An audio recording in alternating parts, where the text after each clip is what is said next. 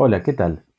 La preocupación de los estudios culturales por las luchas populares, por las formas de resistencia, va a tener un correlato muy importante para nosotros cuando Stuart Hall formule, a mediados de los años 70, un modelo para el estudio de los procesos televisivos, más específicamente de los procesos de recepción de la televisión y en general podríamos decir de los medios de masas o casi de cualquier proceso comunicativo. Es lo que se suele llamar el modelo de codificación y decodificación. Modelo que es importante, que ha sido muy discutido, que ha dado lugar a investigaciones puntuales muy influyentes y que vamos a presentar rápidamente. Stuart Hall plantea esto en un artículo que se llama justamente Codificar y decodificar en televisión.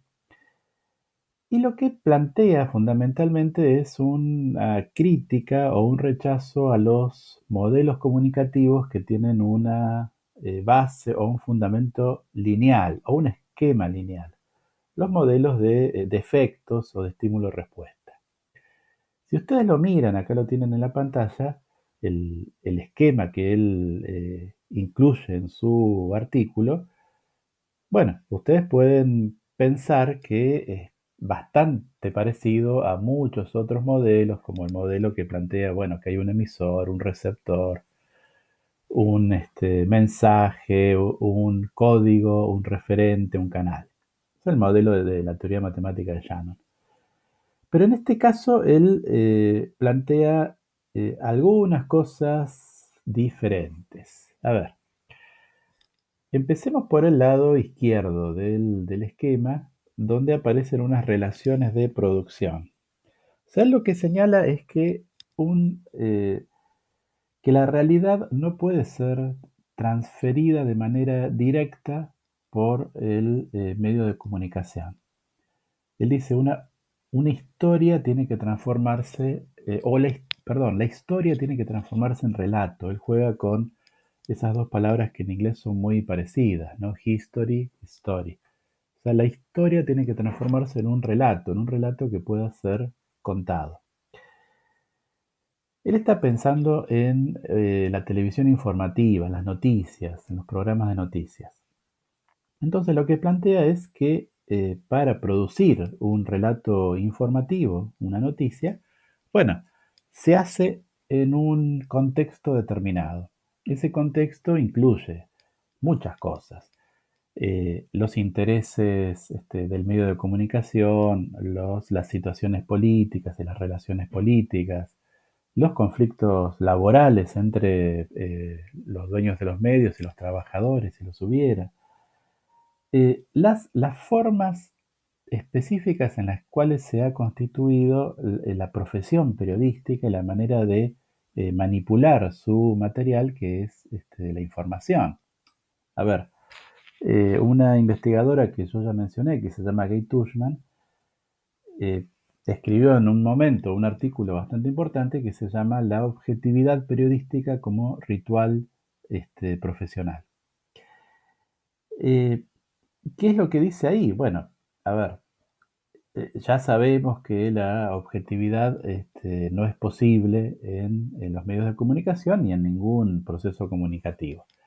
Pero, dice ella, sí existe como una especie de parámetro, como algo que se construye, ella utiliza este término como un ritual, es decir, cumplidas determinados pasos, planteados determinados requisitos, realizadas determinadas cuestiones, podemos decir que tal texto es objetivo o que es una noticia y no una opinión. Entonces, no, eso no habla algo, no dice nada acerca de la condición epistemológica que tiene ese texto, sino lo que dice es que se han cumplido una serie de procedimientos por los cuales definimos que eso que está ahí tiene algún tipo de objetividad. Bueno, entonces hay una serie de estrategias, de técnicas, de competencias, de saberes que aprenden los estudiantes en las carreras de periodismo y de comunicación para poder desarrollar su trabajo y hacerlo en términos de ser un buen profesional, ¿no? Un buen profesional es el que entre otras cosas, bueno, manipula los textos de forma que se adecuan a las normas profesionales establecidas. Como se dice en todas las profesiones, las reglas del oficio. Muy bien. Entonces, por supuesto, los contextos son diferentes y es perfectamente admisible que haya un contexto diferente en el cual sean distintas las relaciones políticas, las relaciones organizacionales, las competencias que se considera que son necesarias que lleve adelante el profesional. ¿Sabes?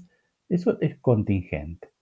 Pero dado todo ese contexto que es contingente, en el encuentro con un acontecimiento, se ponen en funcionamiento esa es lo que deriva de ese contexto que Stuart Hall lo plantea como códigos. Acá lo que aparece en el gráfico como estructuras significativas. Es decir, ese contexto se traduce en una serie de premisas y convenciones que, aplicadas al acontecimiento en concretos, se traducen en un texto informativo, una noticia. Entonces, la noticia está situada en su momento de producción y se transforma en un texto determinado, que acá hay que entender texto en un sentido muy amplio. Puede ser un texto escrito, pero también puede ser un programa de televisión, que es lo que le estaba interesando a Hall en este momento. O puede ser cualquier tipo de material semiótico que circula y llega a un receptor. El receptor necesita hacer el proceso inverso, es decir, necesita decodificarlo, y para decodificarlo pone en funcionamiento otro paquete de códigos que nuevamente son resultado de un contexto específico. O sea, el receptor se encuentra con el texto, con el programa de televisión en este caso, en una situación particular, en un lugar particular, en una ciudad específica, en un barrio específico, ubicado en una clase social, en determinadas creencias, convicciones, necesidades e intereses. Todo eso se traduce en premisas, en este caso de interpretación, que operan en este proceso de decodificación y que son necesarias para poder poner en relación ese material textual con la propia vida de la persona, del receptor, y de esa forma convertirlo en un sentido, es decir, producir un sentido. A ver, lo que está señalando acá muy fuertemente Stuart Hall es el carácter discursivo del proceso comunicacional. Y como tal, el proceso discursivo supone que cada uno de estos pasos, si bien están articulados, es decir, si bien hay una relación entre un momento y otro, sin embargo, esa relación no es una relación de determinación absoluta. Cada momento, cada paso de este proceso tiene un grado de autonomía y un texto siempre se puede interpretar de muchas maneras posibles. ¿De cuántas maneras posibles? Bueno, esto es una cosa complicada. O sea, uno ha visto muchas películas de espionaje en las cuales se utiliza un código muy particular para dar una señal. Y entonces, no sé, un mensaje, eh, no sé, como la canción de Emerson Lake and Palmer, cuando los manzanos florezcan en las colinas de tu pensamiento, seré tu Valentina. Entonces un espía escribe eso y el otro utiliza un procedimiento y lee Smith, estación central, 11 horas. Y con eso le indica que alguien que se va a hacer llamar Smith va a llegar a la estación central en ese horario. Quiero decir, uno siempre puede, si es suficientemente imaginativo, pensar una situación en la cual un mensaje quiera decir cualquier cosa, cualquier otra cosa. Pero si nos restringimos un poco a las situaciones más normales, no a las películas de espías, y a contextos un poco más habituales, lo que vamos a encontrar es que hay no hay una sola forma de interpretar un mensaje, sino una gama de interpretaciones posibles. Lo que Eliseo Verón llama un campo de efectos, un campo de efectos discursivos posibles. Ahora, en ese campo de efectos discursivos está la interpretación que desearía el emisor y la interpretación que hace efectivamente el receptor, y por ahí no son iguales y a veces no son ni parecidas, y entonces se da lugar a lo que se puede llamar un malentendido o una distorsión. ¿Dónde reside eso? Dice Stuart Hall, lo que se llama distorsiones o malentendidos surge precisamente por la falta de equivalencia entre los dos lados del intercambio comunicativo. Una vez más, esto define la autonomía relativa y no el aspecto determinado de la entrada y salida del mensaje en sus momentos discursivos. O sea, lo que puede haber, y eso es lo que explica la mayoría de los malentendidos o las distorsiones, es una diferencia en los códigos con los que se ha producido un mensaje y con los que se interpreta ese mensaje. O sea, puede haber códigos diferentes. Y en esa diferencia lo que podemos tener es una falta de equivalencia o un malentendido. Fíjense que si hay códigos diferentes es porque los contextos vitales de las personas son diferentes. El contexto del que produjo el mensaje y el contexto del que lo está recibiendo. No quiere decir que el que lo está recibiendo hace una mala lectura. O sea, Hall también critica esta idea de que la única interpretación correcta es la interpretación que quiere el emisor y todo lo otro serían interpretaciones erróneas. No, o sea, un texto tiene muchas interpretaciones posibles y dentro de esas interpretaciones la situación vital del receptor determina finalmente cuál es el sentido que se actualiza en ese texto. Los textos son fundamentalmente polisémicos, dice Stuart Hall. Y acá utiliza un concepto de un lingüista ruso que se llama Voloshinov. La idea de polisemia es que un texto siempre tiene la posibilidad de ser interpretado de más de una manera.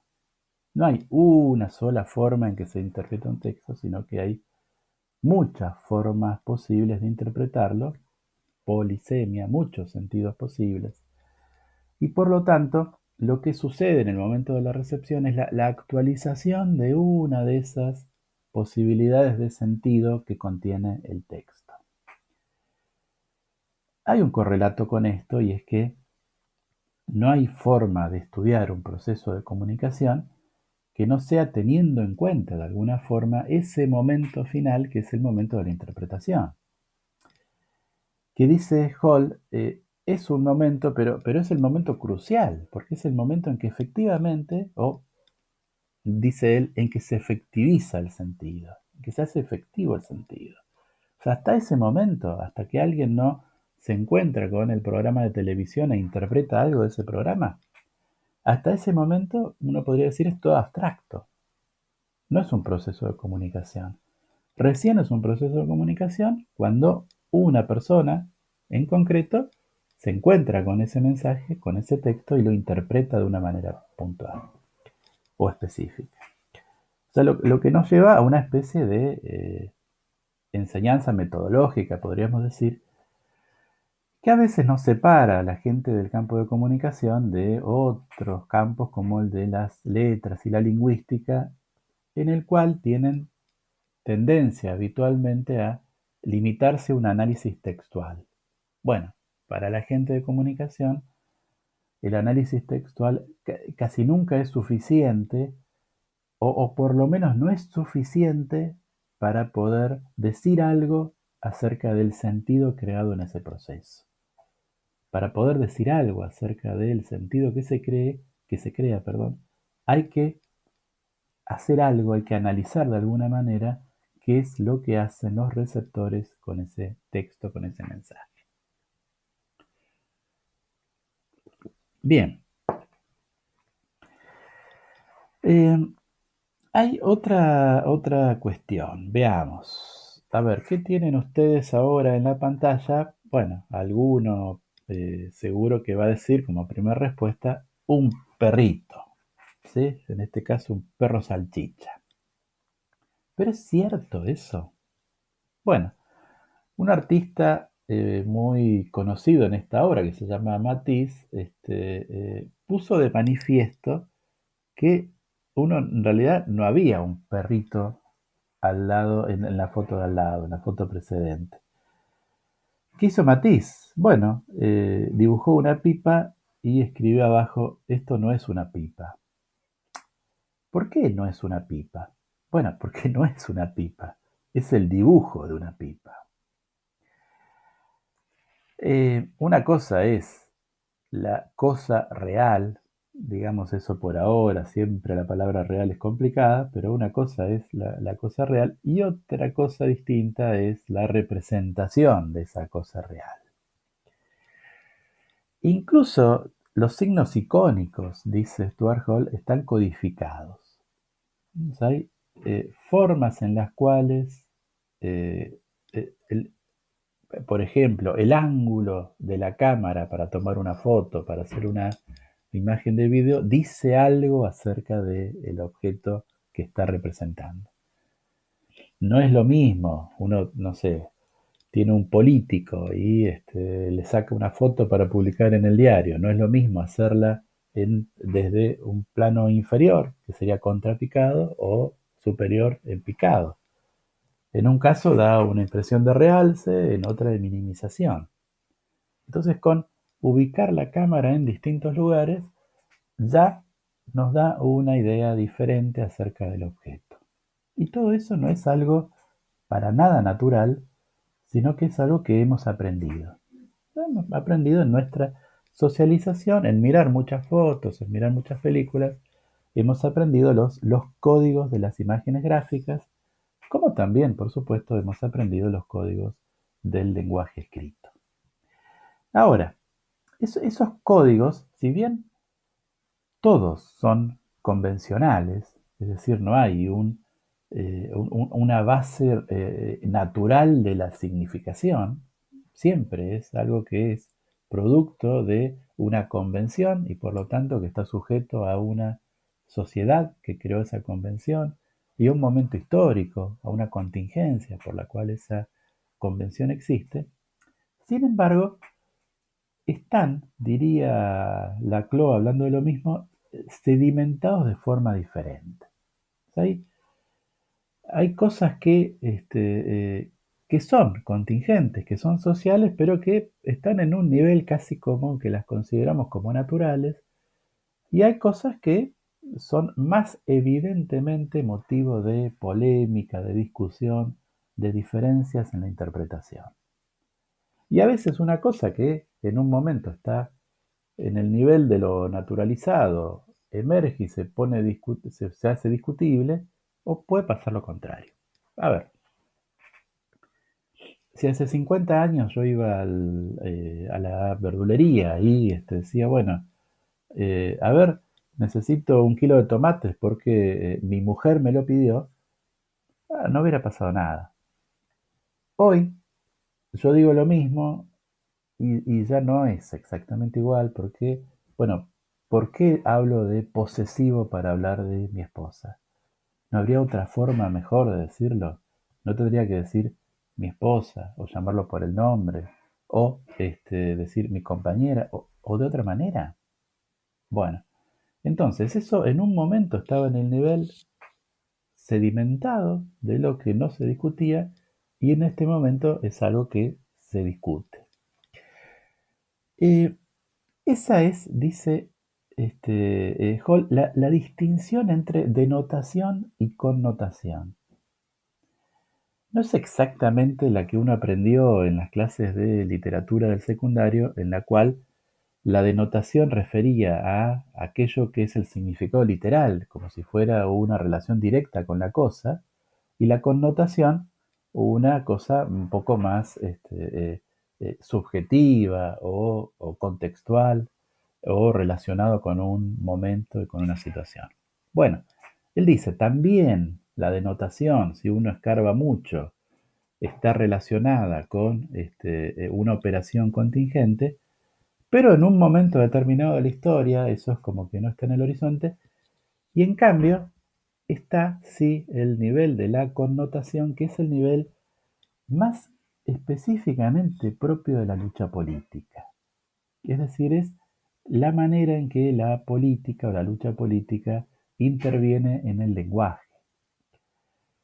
En la conferencia que ustedes leyeron, él se detiene, por ejemplo, en algunas palabras como democracia o libertad, y cómo esas palabras son objeto de luchas por darle sentidos diferentes que respondan mejor a los intereses de cada uno de los grupos que está luchando.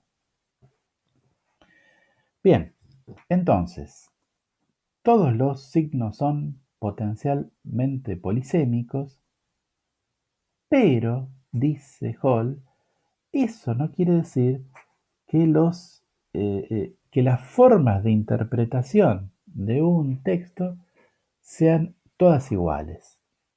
¿Por qué? Porque él dice los textos están estructurados en dominancia, dice él. ¿Qué quiere decir eso? Que los textos están sujetos a procedimientos, a operaciones textuales que tratan de tironear al lector para que haga determinadas interpretaciones y tratan de dificultar que haga otras interpretaciones. Esto varía mucho con el tipo de texto. O sea, a ver, pensemos en un género textual como las escrituras de propiedad. ¿Sí? Entonces uno tiene un documento que dice, bueno, fulano, tal número de documento, hijo de fulana y de mengano, que vive en tal lado, es decir, trata de identificar muy puntualmente a la persona, es dueño de tal auto y ese auto es un auto de tal marca, tal modelo, de tal año, tal color, que tiene el número de motor tal y el número de chasis tal. O sea, la escritura de propiedad de un auto, de una casa, es un género textual que desarrolla muchas operaciones de clausura textual. Es decir, que intenta que el sentido construido sea muy específico. Eso es una punta del continuo. En la otra punta podemos tener un artista contemporáneo que hace un cuadro donde, no sé, hay manchas rojas sobre círculos negros y blancos y el título es eh, el, el despertar de Eva. Bueno, lo que uno no debería hacer en un caso de un artista contemporáneo es ir a mirar el cuadro, después mirarlo al artista y decirle, ¿y usted qué quiso decir? Porque ahí le agarra un ataque al artista. El artista no es que definió un sentido que es el que quiere que el espectador se dé cuenta, sino que lo que hace justamente es tratar de generar un texto que tenga la mayor apertura posible de sentidos, de interpretaciones. Y que cada uno, en el encuentro con la obra, construya una interpretación propia, diferente. Entonces tenemos como los dos extremos. En un caso hay muchas operaciones de clausura textual y en el otro caso tenemos operaciones de apertura textual. Un texto informativo, bueno, no va a estar ni en una punta ni en la otra. O sea, va a ser sujeto de distintas interpretaciones, pero quienes lo produjeron intentarán direccionarlo más o menos en algún lado, y a eso Stuart Hall lo llama lectura preferencial. Fíjense que la lectura preferencial no es la intención del productor. No es algo que tenga que ver con la psicología del productor, sino que es algo que está en el texto. Es la manera en que el texto quiere ser leído. Ahora, ¿será leído así? Bueno, eso no es seguro. O sea, Hall ya dijo, o sea, no es una cosa de determinación. Hay una relativa autonomía. ¿Y de qué maneras podrá leer una persona un texto? Bueno, acá Hall echa mano de una propuesta de un sociólogo que se llama Parkin y define tres posiciones de lectura hipotéticas que podrá asumir la audiencia. La primera es la posición hegemónica o la posición en dominación o en hegemonía, que estaría dada cuando los códigos del productor y del receptor son similares. Fíjense que esto no quiere decir que el receptor esté de acuerdo con lo que dice el emisor. No, no es eso. A ver, puede haber un crítico literario que diga que las novelas de César Aira son el acontecimiento literario más importante en Argentina de las últimas décadas. Y otro crítico literario puede leer esa reseña y pensar que no, que Aira la verdad que es un escritor muy berreta.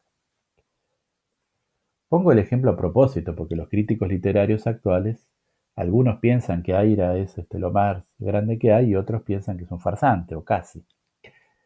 Ahora, ¿eso quiere decir que el segundo crítico literario hizo una lectura, por un lado hizo una lectura donde no está de acuerdo con el primero? ¿Pero eso quiere decir que no hizo una lectura hegemónica o en dominancia? No, no quiere decir eso, porque en realidad los códigos con los cuales el primero hizo su propuesta y el segundo la interpretó son muy parecidos, son los mismos. Los dos son críticos literarios. O sea, están en el mismo contexto y utilizan los mismos códigos. Solo que uno sostiene una posición y otro otra. Hacer una lectura en posición hegemónica no quiere decir estar de acuerdo. En la contraria, es hacer una lectura en posición de oposición. Eso tampoco quiere decir estar en desacuerdo. Lo que quiere decir es que el código que se utiliza para hacer la interpretación es muy diferente, es un código opuesto al código con el que se ha producido el mensaje.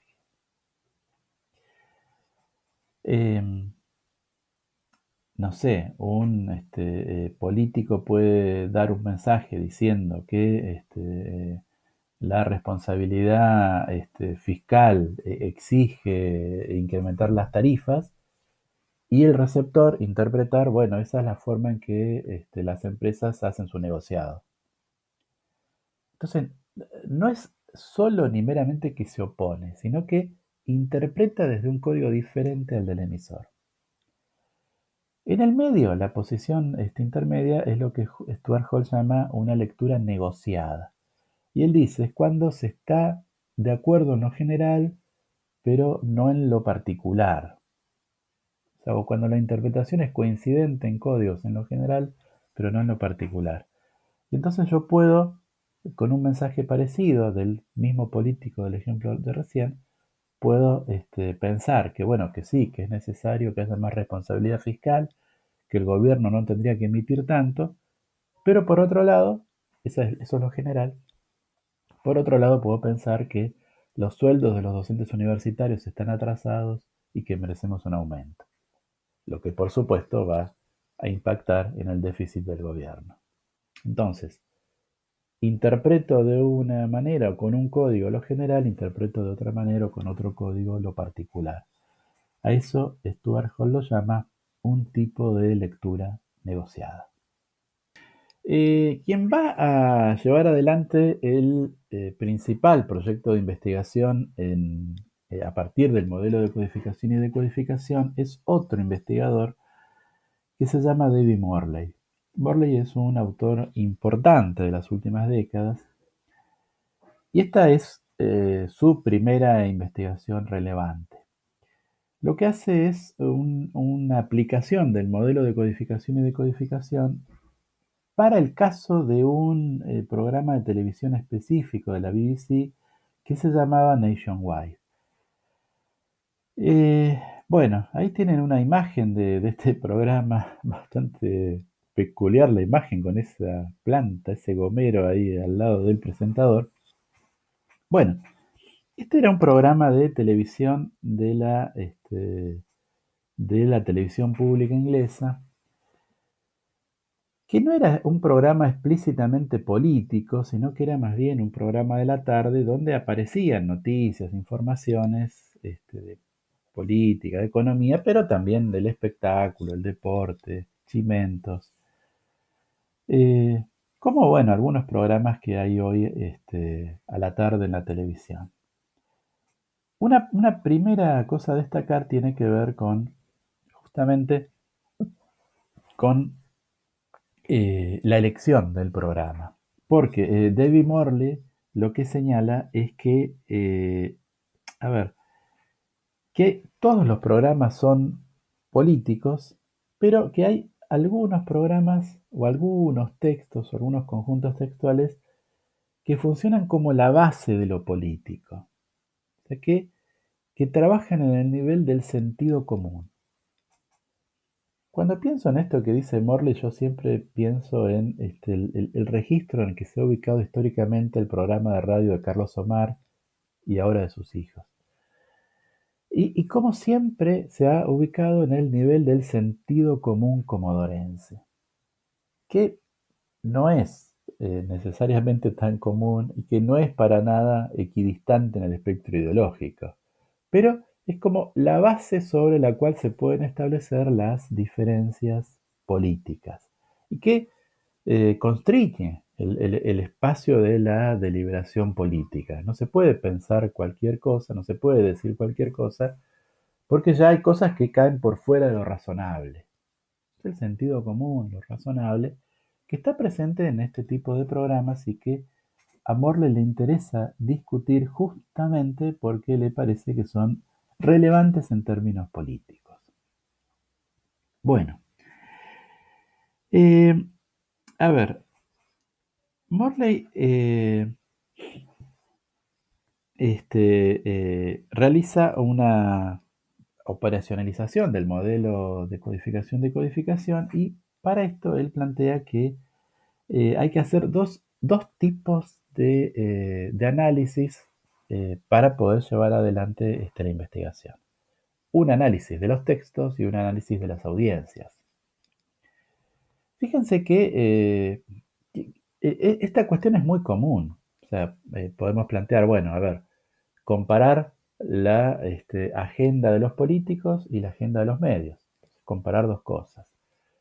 Comparar el mensaje persuasivo y el efecto en la audiencia. ¿No? Una cosa de efecto. O sea, siempre estamos comparando dos partes del proceso comunicativo y muchas veces esta comparación supone eh, eh, comparar cosas que no son iguales y que por lo tanto necesitan abordajes metodológicos diferentes con los problemas de triangulación que eso supone. Es decir, cómo hacer para comparar cosas que no son iguales y hacerlo de una forma que sea seria y que sea convincente. Problema general que no vamos a abordar específicamente aquí. Entonces, en el caso de Morley, él define que el abordaje del texto lo va a hacer a partir de un análisis semiótico, no un análisis de contenido, que sería una metodología cuantitativa, sino un análisis cualitativo de las operaciones discursivas presentes en el texto. Y el estudio de la audiencia lo va a hacer a partir de un análisis sociológico, un estudio de las decodificaciones. En los dos casos, Morley aporta algunas categorías interesantes. En el caso del análisis textual, él lo que aporta es el concepto de modo de destinación. A ver, eh, él enmarca esta idea en la discusión sobre las posiciones de sujeto, que es una discusión de la teoría crítica de la ideología marxista de esos años. Hay un libro importante de Laclau justamente sobre esto. No viene al caso abundar en esta cuestión, pero básicamente lo que indica Morley o lo que le interesa a Morley es que las personas siempre somos muchas cosas. Eh, yo soy varón, soy una persona grande, soy padre de familia, soy docente universitario, soy patagónico, soy chubutense, soy hincha de Boca, soy aficionado a la carpintería y soy muchas otras cosas más. Y todos somos muchas cosas. Es decir, ocupamos posiciones de sujeto diferentes. Un texto nos interpela. Acá él también está utilizando una categoría de la teoría crítica marxista, que es la categoría de interpelación. Voy a decir una sola cosa porque hay un ejemplo de Althusser, que es el que introduce la categoría de interpelación, que nos va a resultar útil. Althusser dice, es como cuando yo voy caminando por la calle y un policía me grita y me dice, usted! Y entonces yo me doy vuelta y digo, ¿quién yo? Althusser dice, esa es la forma que funciona la ideología. Recluta sujetos a partir de la operación de la interpelación, de convocar a las personas. Dejemos eso de lado. Morley hace una especie de traducción de este concepto y dice, el texto convoca al lector y en esa convocatoria, en esa interpelación, lo ubica de determinada manera. De todas estas cosas que yo soy, si yo estoy mirando, no sé, un programa que se llama Boca Eterno, bueno, ahí me está convocando como hincha de Boca, no me está convocando como docente universitario. Entonces yo me ubico en la silla de hincha de Boca. Podría ser que esa silla sea un poquito incómoda, es decir, yo puedo estar interesado en hacer qué sé yo, no sé, un pastel de banana y entonces miro el programa de televisión de repostería y la conductora dice, bueno, señora, entonces usted tenga cuidado que el horno no esté muy fuerte porque se le va a quemar. Yo no soy una señora, pero de alguna forma es como que me tengo que ubicar ahí porque hacia ahí está apuntando el mensaje, el texto. Ese es el destinatario del texto. El destinatario no es el receptor empírico, sino que es la figura textual de hacia dónde está, cuál es el receptor imaginario del texto. Entonces, hay una operación de destinación, una forma en que el texto se dirige al receptor, y ese modo de destinación es importante en términos de la inteligibilidad del texto, de dónde ubica a al que se está encontrando con ese texto. Y ese ubicarse en un lugar determinado, haciendo alusión a algo de otro modelo, enmarca la interpretación. Una vez que estoy en esa silla, ya estoy mirando desde un ángulo determinado. Bien, entonces el modo de destinación es importante. Desde el punto de vista de las personas que se encuentran con ese texto y de las lecturas que realizan, Morley lo que hace es rechazar una interpretación psicologista de las diferencias individuales. Dice él, nos hace falta un abordaje que refiera interpretaciones diferenciadas a la estructura socioeconómica de la sociedad y así muestre que los miembros de clases y grupos diferentes, que comparten diferentes códigos culturales, interpretan diversamente un mensaje dado, no solo en el nivel idiosincrásico personal, sino de un modo que se relaciona sistemáticamente con su posición socioeconómica. ¿Qué quiere decir esto? Bueno, a ver, dijimos que los códigos que utilizan las personas para producir, o en este caso para interpretar un texto, un mensaje, tienen que ver con sus contextos de vida, con sus trayectorias biográficas. Entonces, no va a haber dos personas que tengan exactamente el mismo paquete de códigos para interpretar mensajes, pero las personas van a tender a organizarse en similitudes. Es decir, va a haber personas que eh, hayan pasado su niñez en la misma región y hayan ido a escuelas parecidas y sean de clase social, de la misma clase social o muy cercana, y entonces van a ir armando una serie de reglas de interpretación, que ahora vamos a ver cómo se forman para Morley, reglas de interpretación que van a ser parecidas entre sí y sistemáticamente diferentes a las personas de otro grupo social, que, por ejemplo, vivían en otros barrios y tenían otros niveles de ingreso y practicaban otro tipo de deportes y hobbies, que a su vez también van a ser sistemáticamente similares entre sí. Entonces, el predominio en el análisis no tiene que estar en la diferencia individual entre las personas, sino en la manera en que la sociedad organiza esas diferencias individuales en parecidos y diferencias sistemáticas. Él utiliza acá un concepto que toma de la lingüística, específicamente de un lingüista que se llama Pechex, que es el concepto de interdiscurso. La idea es que cuando un lector se encuentra con un texto, siempre hay muchos textos que están interviniendo ahí. A ver, me pongo a mirar una serie de detectives, una serie policial. Bueno, no es la primera serie policial que veo. Vi muchas series policiales antes y vi películas policiales. Y además vi series y películas de otro tipo. Y además leí diarios y leí libros y conversé con gente y tuve experiencias de distinto tipo. Entonces todo ese montón de textos, de experiencias textuales, se ponen en relación con el nuevo texto con el que me estoy encontrando. A eso se refiere esta idea de interdiscurso. El discurso siempre es una especie de diálogo con otros discursos preexistentes. Ahora, los recorridos textuales de las personas van a ser diferentes de acuerdo a cómo se ubican distinto en la estructura social.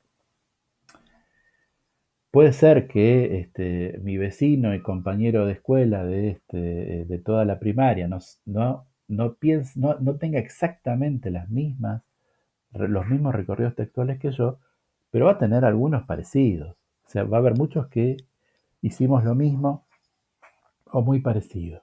Entonces esto es lo que explica esa organización diferencial en la cual las personas son distintas, pero más importante, los grupos y las clases son diferentes. Bueno, planteado esto, Morley lleva adelante su investigación, hace un análisis semiológico de los programas de televisión nationwide y esto es por ahí lo que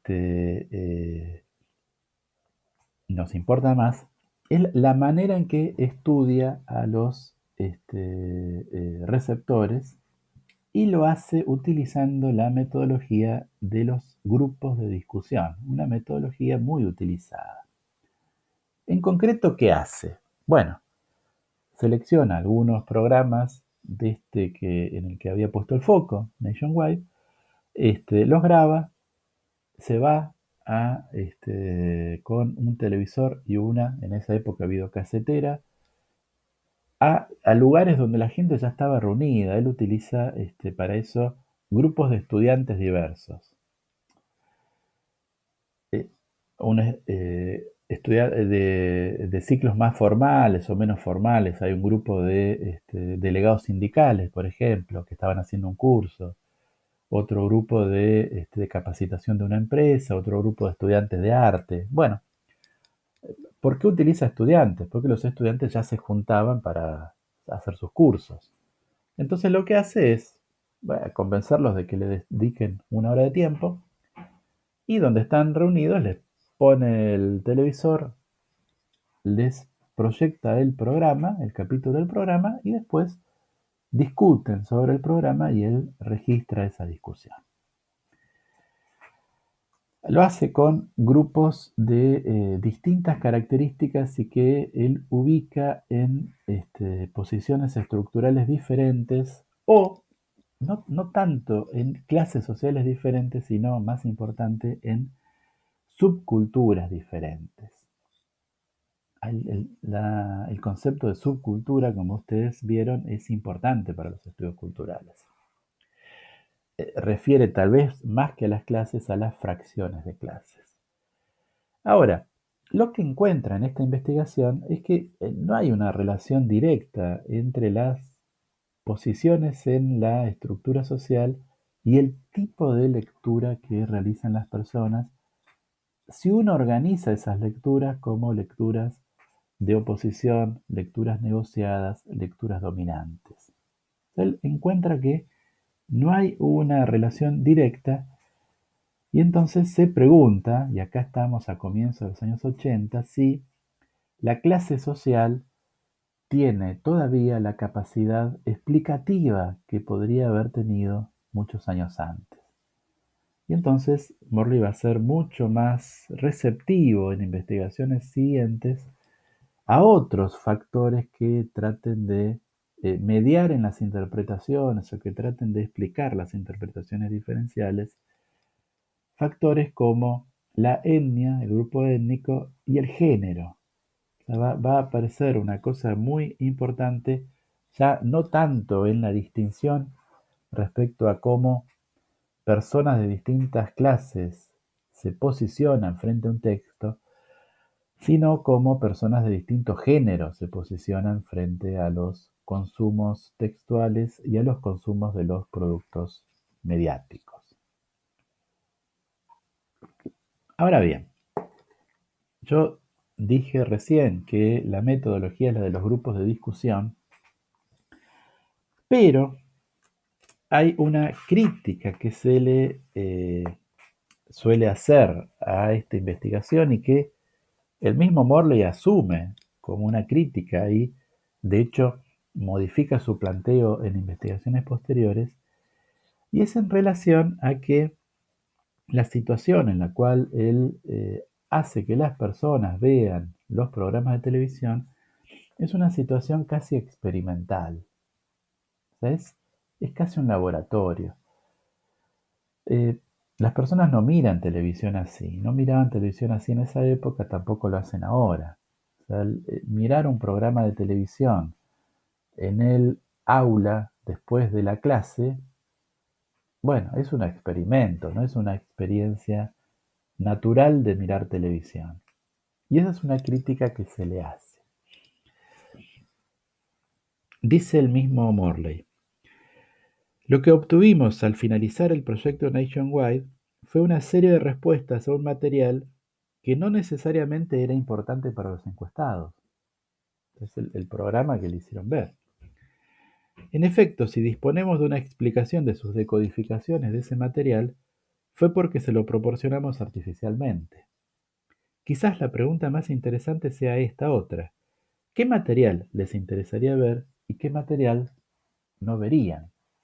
Y además, no solamente que la pregunta más importante es qué tipo de material verían o no verían, sino que la forma de estudiar esos consumos tiene que tratar de acercarse a la forma natural en la cual las personas se encuentran con esos materiales. Entonces, la situación semi-experimental es una situación problemática, es una situación que no debería ser el parámetro para realizar este tipo de acercamientos, y lo que aparece como alternativa y se va a recorrer profusamente en los años 80 y 90 son metodologías cercanas a las propuestas de la etnografía. Lo que se suele llamar las etnografías de audiencia. Bueno, a ver, la etnografía como metodología es un tipo de abordaje que implica un compromiso muy fuerte por parte del investigador con el terreno. O sea, los antropólogos clásicos, que son los que desarrollaron las técnicas etnográficas, bueno, se iban a vivir mucho tiempo, años, dentro, en el contexto de la cultura que estaban estudiando, del grupo humano que estaban estudiando. No es lo habitual en el caso de lo que se llama etnografía de audiencias, pero de cualquier manera lo que se busca con las etnografías de audiencia es registrar el uso y el consumo de los medios y las tecnologías de comunicación desde una situación más cercana a la manera en que las personas usan y consumen efectivamente esas tecnologías y esos medios de comunicación. De hecho, el mismo Morley en un proyecto posterior se va a centrar en la manera en que las familias miran televisión y una cosa que va a suceder es que casi naturalmente se va a correr un poco de el análisis de los textos de los programas de televisión para enfocar más la manera en que las personas acceden a esa tecnología. En el caso de él, que estudia la televisión y que lo hace a partir de observar cómo los integrantes de algunas familias interactúan entre sí y con el televisor en sus casas, fíjense cómo cambiamos desde la situación semi-experimental de Nationwide a ir a la casa de la persona y charlar con las personas y observarlas en lo que hacen con los medios de comunicación. Me acuerdo un artículo que hablaba de esto y que se llamaba Hay un antropólogo en mi living. ¿Sí? Porque bueno, justamente lo que hacen los etnógrafos de audiencia es meterse en las casas de las personas para tratar de registrar con la mayor naturalidad posible. Esto siempre es problemático, pero bueno, tratando de lograr la mayor cercanía a la manera natural o habitual en que las personas hacen lo que hacen. Bueno, eh, por un lado entonces cambia el acercamiento metodológico, por otro lado también cambia o focaliza de otra manera qué está mirando, porque ya no va a mirar tanto la clase social, sino que va a mirar las diferencias entre cómo los varones y las mujeres se acercan y miran televisión. ¿Y qué encuentra ahí, en esta investigación de los años 80? Bueno, que los niveles de atención son diferentes de acuerdo a los varones y las mujeres. Él en esta investigación estudia familias de clase obrera de la zona sur de Londres y lo que encuentra es que hay distintas maneras de mirar televisión típicas de varones y mujeres. Los varones tienen formas de mirar televisión más concentradas, las mujeres tienen formas de mirar más fragmentadas. ¿Por qué se da esto? Bueno, él lo que analiza allí es cómo tanto la televisión como el espacio doméstico, el espacio de la casa, el hogar, tienen representaciones simbólicas diferentes para varones y mujeres, por lo menos en un modelo patriarcal tradicional. ¿Sí? La casa el, para el varón, para el varón adulto, para el padre, en una casa patriarcal tradicional, es el lugar al que se vuelve después de haber trabajado, el lugar del descanso y el ocio. Por lo tanto, después de estar todo el día trabajando, llega a la casa y se sienta a mirar televisión. Y en cambio, para la mujer, nuevamente, en un modelo tradicional de familia, hoy, por suerte, fuertemente deconstruido, casi destruido, pero en un modelo tradicional, estamos en los años 80, para la mujer, la casa es el lugar del trabajo doméstico. Y por lo tanto, estar mirando televisión de alguna forma es como estar robándole tiempo a las tareas que debe llevar adelante. Y de ahí esa cosa de más fugaz en la manera de mirar televisión. Bueno, fíjense entonces que cosas interesantes se pueden estudiar a partir de mirar algo como la forma en que las personas utilizan una tecnología de comunicación o un medio de comunicación, en este caso la televisión. Bueno, por otra parte, la televisión en este momento, típicamente en estas casas, era un solo aparato en el living con un control remoto y las peleas por el control remoto como representaciones también de los distintos conflictos intergénero e intergeneraciones. Entonces, cómo la tecnología de comunicación cristaliza o vuelve emergentes una serie de conflictos y de características que son propias de, en este caso, de las familias contemporáneas. Bien, Morley arranca con esto, pero hay muchos investigadores que desarrollan investigaciones sobre la televisión, el consumo televisivo desde acercamientos etnográficos. Hay uno que lo hace donde el interés no es tanto en el caso de él, se llama James Lewell. No es tanto la diferencia entre los géneros, sino las diferencias culturales entre países distintos.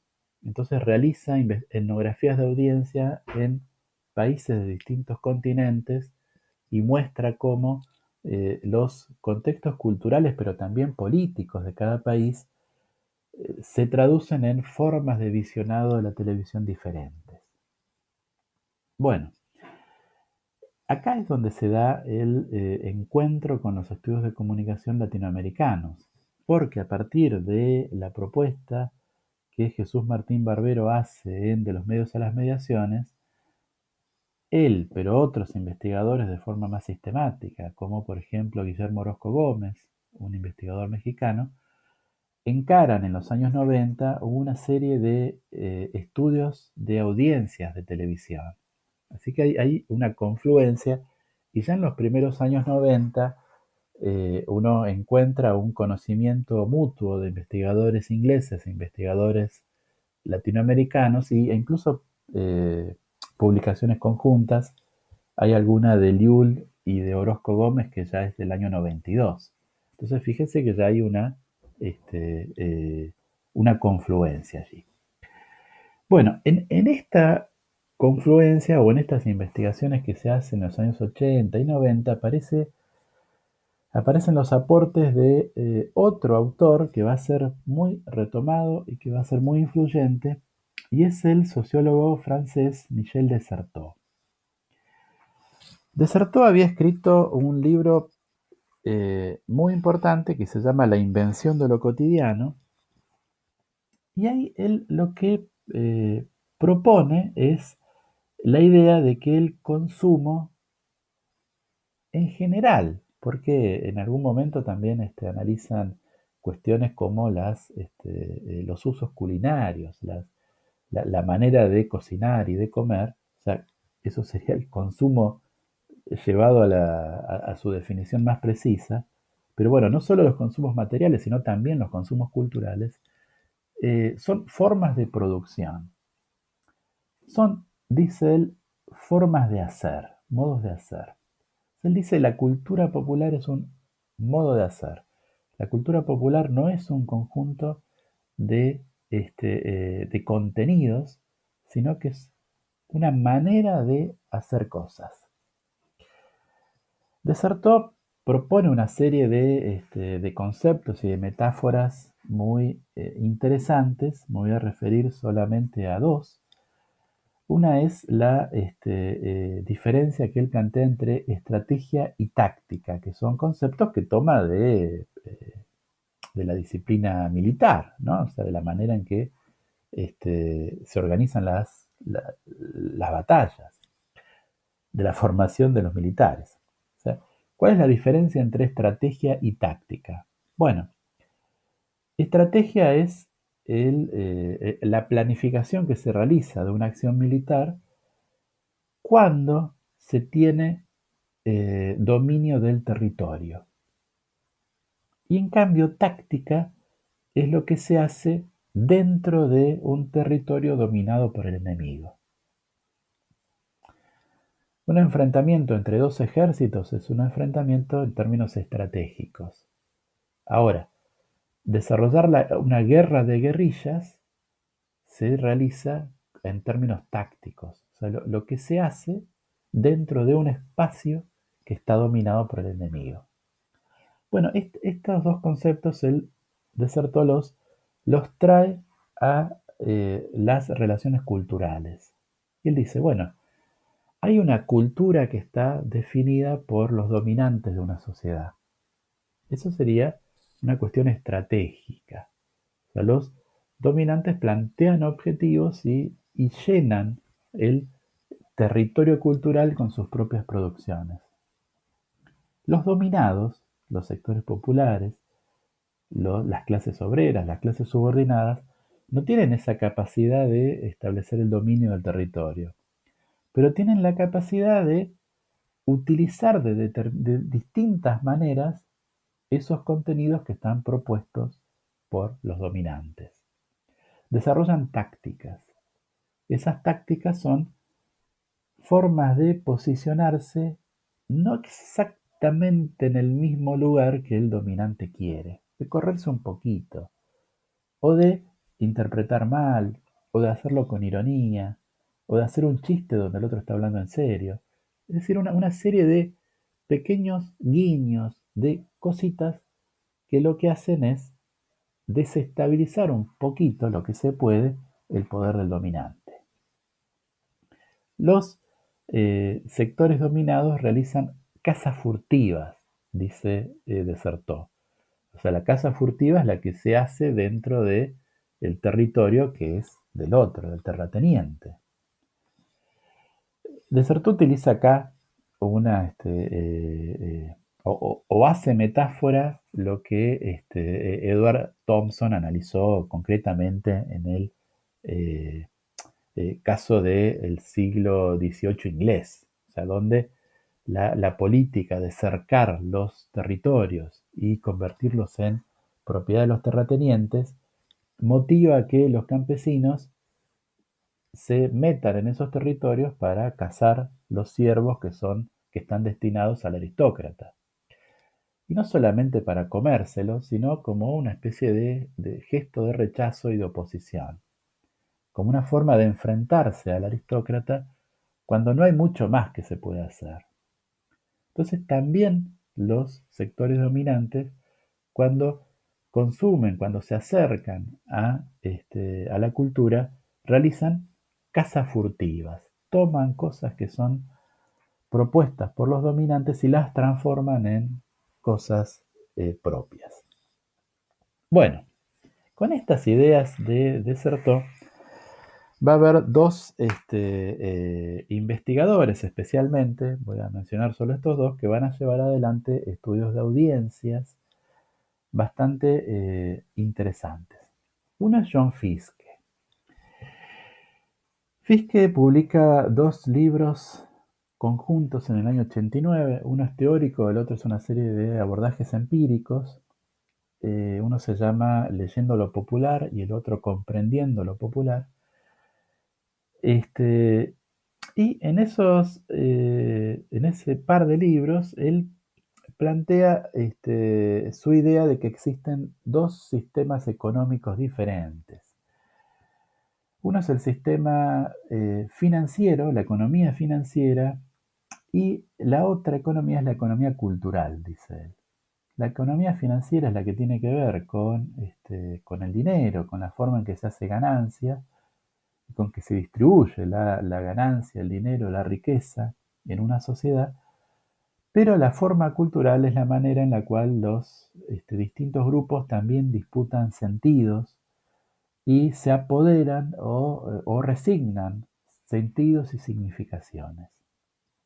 Entonces, para Fiske hay dos formas de resistencia posibles, no una.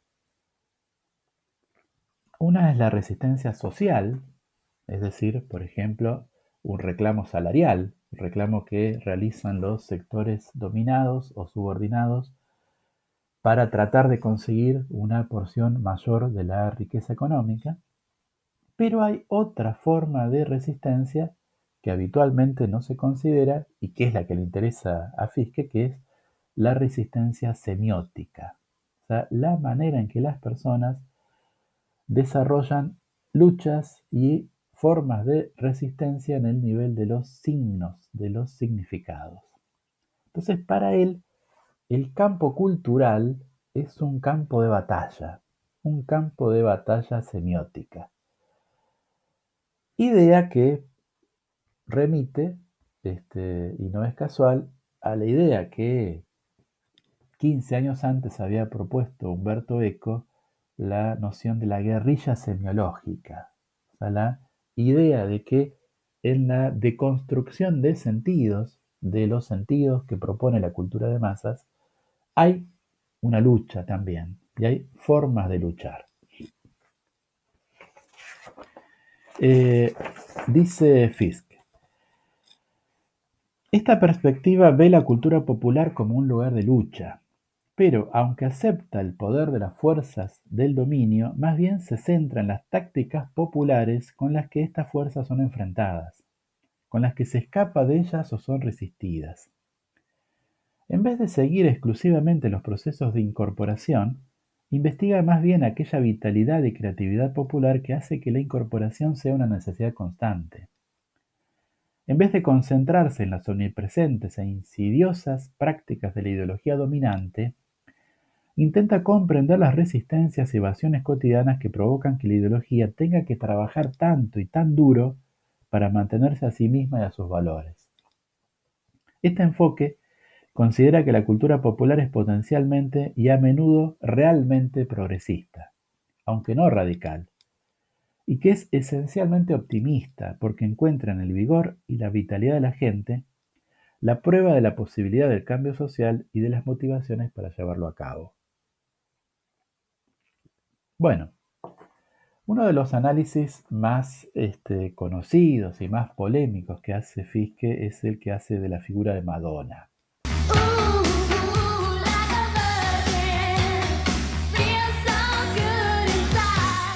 A ver, Madonna era el gran ícono pop en esta época, y Fiske reconoce que es un gran negocio y que, bueno, tanto ella como su disquera, que era Warner Brothers, una multinacional, ganaban en esa época mucho dinero.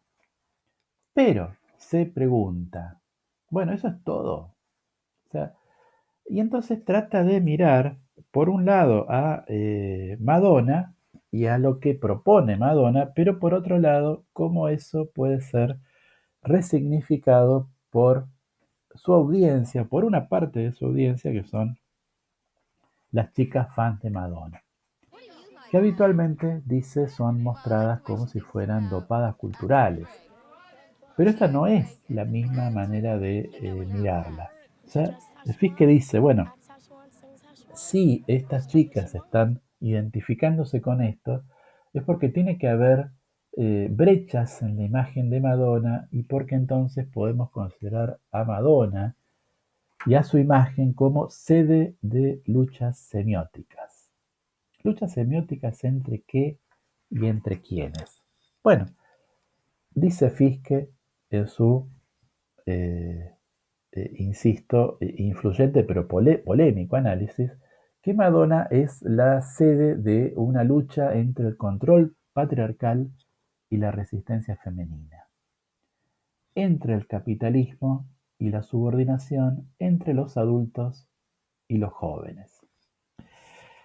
Dice Fiske, Madonna habilita a las chicas a ver que los sentidos de la sexualidad femenina pueden estar en su control, pueden ser hechos en su propio interés y que sus subjetividades no están necesaria y totalmente determinadas por el patriarcalismo dominante. O sea, la imagen de Madonna, dice, puede ser la de un objeto sexual tradicional, pero también es la de una mujer que hace lo que quiere y que maneja a los hombres. Entonces, le ofrece a sus fans una forma de empoderamiento, dice Fiske. Y por eso es que las chicas se convierten en fans o se convertían en fans de Madonna, porque la actitud irónica que planteaba frente a cosas como la religión o la economía suponían guiños hacia sus audiencias populares.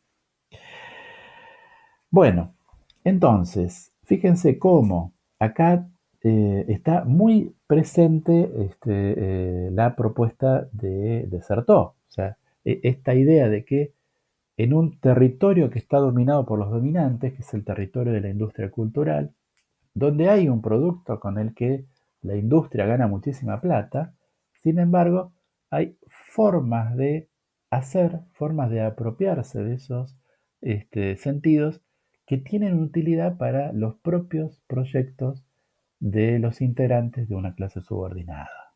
¿Mm?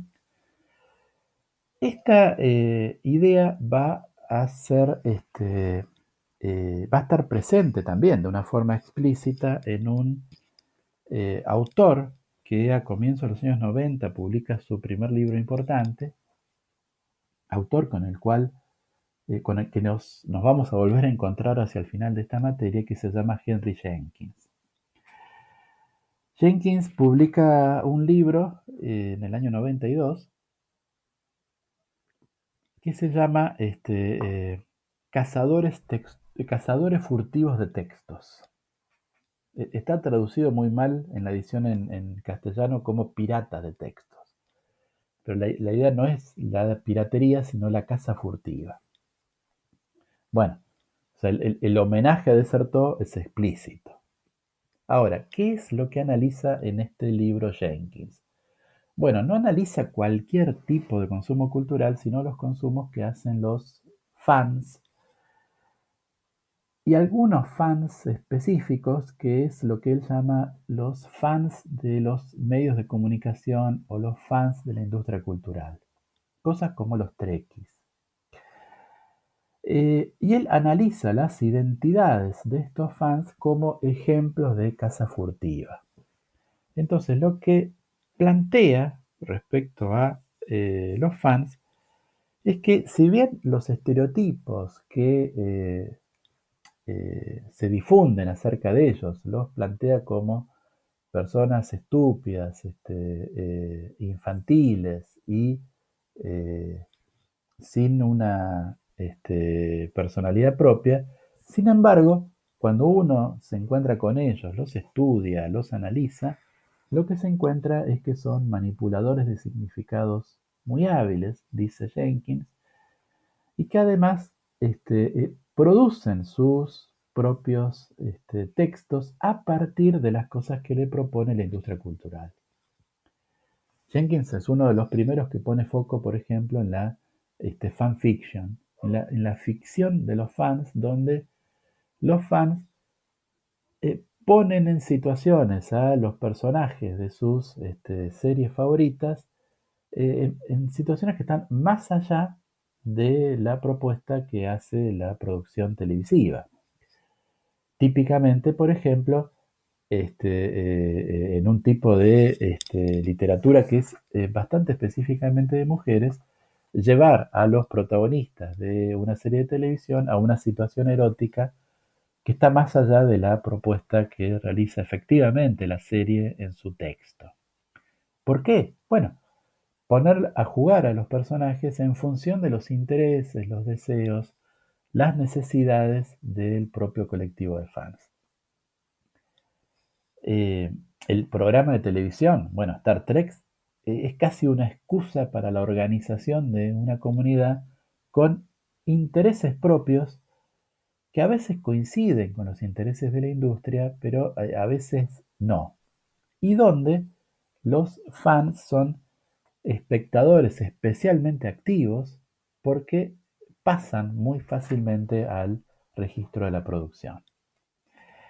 Dice Jenkins, los fans no solo poseen retazos tomados prestados y que han hurtado de la cultura de masas, esta idea de Desertó, sino una cultura propia construida a partir de las materias primas semióticas que proporcionan los medios de comunicación. Entonces, fíjense cómo pasamos desde el estudio de las formas en que las personas interpretan los programas de televisión, a considerar que esas interpretaciones tienen aspectos de producción de sentido que pueden ir hasta en contra del sentido propuesto por